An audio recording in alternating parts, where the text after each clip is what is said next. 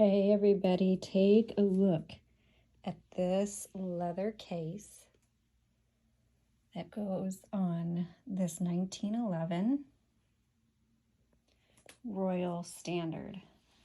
Absolutely stunning. Yes, it's worn, but oh my gosh, it's over 100 years old. 111 years old. So it does have some water damage, it looks like there. But I just had to give you a detailed look of the case before we did the tutorial. And this opens the compartment. We did use some leather cleaner on it, but when you get it, you may want to condition this really good. And you'll notice the original handle is gone, but somebody put a rope on here. We don't know how long that's been there, but it's pretty sturdy. So I just wanted you to see the case. And now we'll do the tutorial. Sha-na-na-na-na-na-na, sha-na-na-na-na.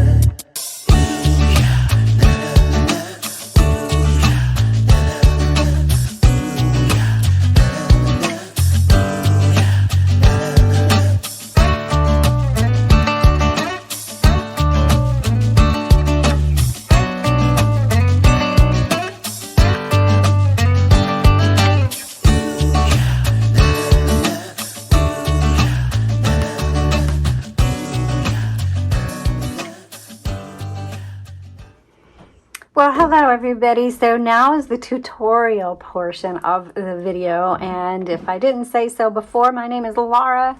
I'm the owner of Jot and Tittle Vintage Typewriters. Welcome to this typewriter tutorial. This is a beautiful machine, 111 years old based on when we're doing this video. This is a 1911 Royal Standard. So we're going to do the tutorial video to show you how to use it. And if you have one, get it out and follow along. This one doesn't have any bells and whistles. It's a pretty basic typewriter. So let's go ahead. We're going to start with the back, and you flip this plate over to see where you set your margins, and you just press them down and drag. Sometimes this can get really rusty. And my husband is the one who does all the cleaning and repair work, so I'm not sure what he uses to remove the rust, but if it's sticking really bad on you, you may want to find something to clean that up. It should move pretty smooth for you. Okay, so that's how you set your margins. Fold that back. The carriage release, and this whole thing is called the carriage, and this one has a really wide carriage. There's only one carriage release. Most typewriters have one on each side. This one just has one, and it's right here. Press that forward. Okay, and you can hear I have a little bump right there. It has, that's just this typewriter, but it's 111 years old.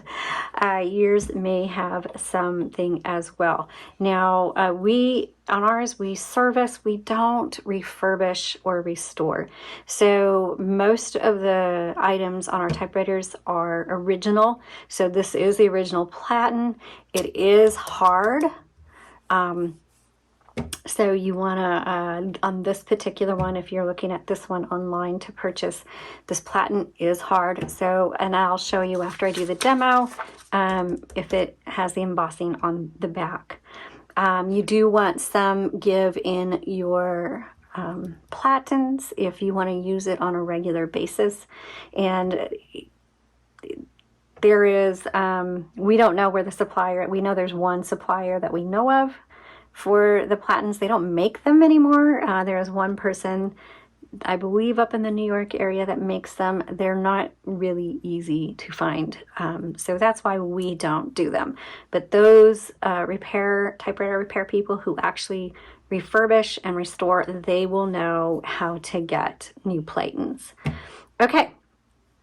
So this over here is your paper release. I'll go over that here in just a second. And then on the left side, you have a button or a lever right here that has a little knob on the end. This is your line selector.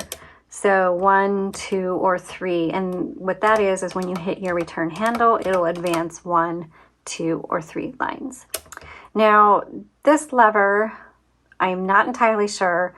I think this is supposed to be the ribbon reversal.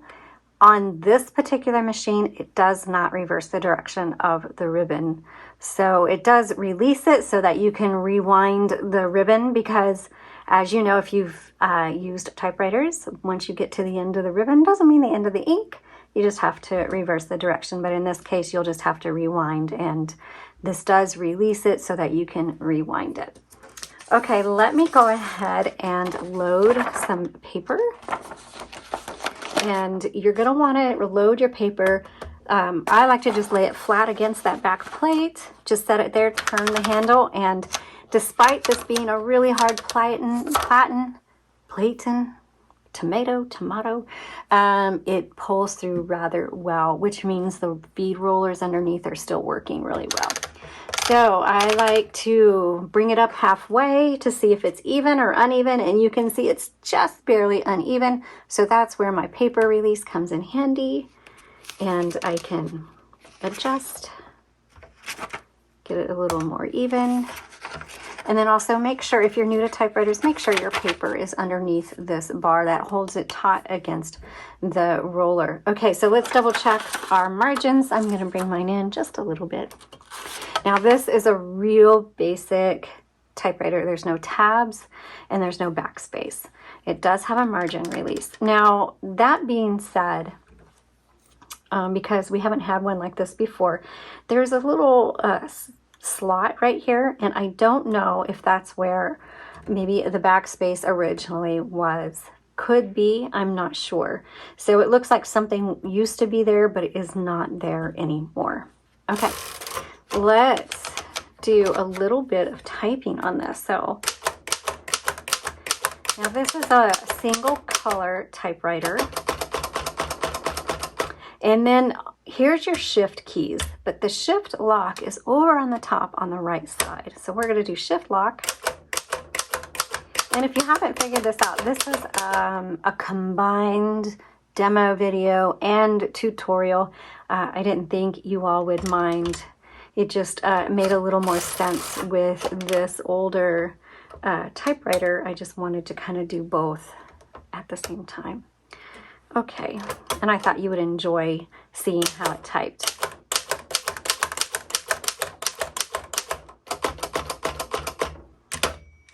Oops, shift lock. Oh, and I skipped. Wrong line. Let me go up here. The glass keys on this one look really good. I don't know how yours look. I have this R. There is, looks like there is a crack in the bottom edge of the glass because I don't feel it up here. It must be underneath either that or there's a fold in the letter. And then on the 6 and the 7, there's some aging, almost, I don't know if that's dirt or maybe some, it looks like burn marks, but I don't think it's burn marks. It's probably just aging. And you can see some discoloration, which I think is lovely. Lovely. We all love that antique vintage look. This is authentic. It's not, we didn't do any processes to make it look vintage because it is. Okay. I wonder if this has to do with maybe it was a smoker and there's smoke in there or something. I don't know.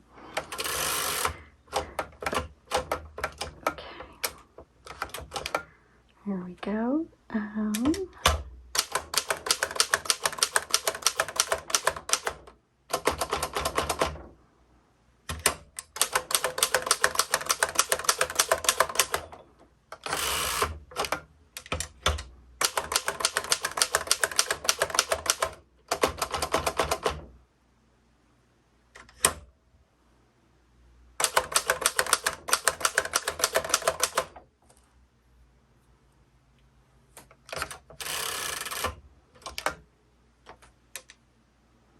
It looks like, you know what, I'm going to do this line again. Looks like I totally missed that before.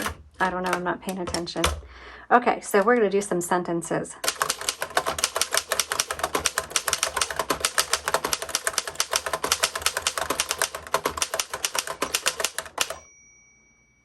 there's the bell.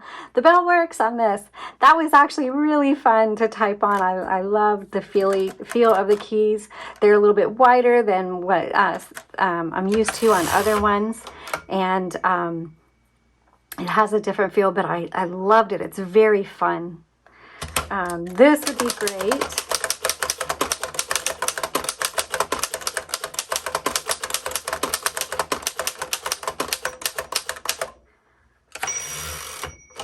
So I am going to check the back. So despite how hard this is, I am not getting hardly any embossing on the back. Let's see, the dash, there's some embossing there, but the others, I am not getting any embossing, which is really unusual, but fantastic.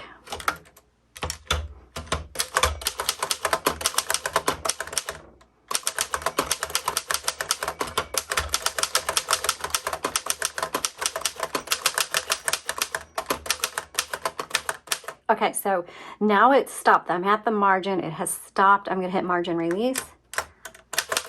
So the margin release works. I don't know if you could hear, but on mine, the bell is really sensitive. So it just keeps dinging as I'm typing, which I don't mind. It's really fantastic. The night before Christmas and all through the house.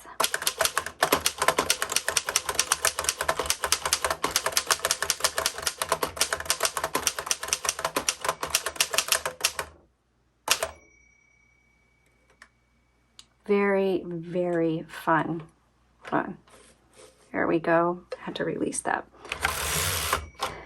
Okay, so very, very fun typewriter. And I could type quickly on this one. This had no hesitation on it. So this is more of my feedback on this particular machine. So I don't know how yours does. But this particular machine, there was no hesitation on it, no stiffness or anything like that. Really fantastic. So hopefully yours that you found maybe in your shed or attic or something like that, I hope it works well for you. If not, find a repairman as close to you as possible. You will need to use the original spools. These are not standard spools, so if yours is missing the spools, you will need to hunt for a very particular spool to go on that. Now, if yours has the original metal spools, you can visit our website at jotandtittletypewriters.com and look for custom ribbon. What you do is you send us those spools, we'll wind them full to the brim for you and then return it back. Okay, and one other note, if you're looking at this particular typewriter, we did put a new drawband on it. So if you've got your typewriter, you might want to move your carriage over and take a look at the condition of your drawband, which I need to, hold on, I need to change my margin.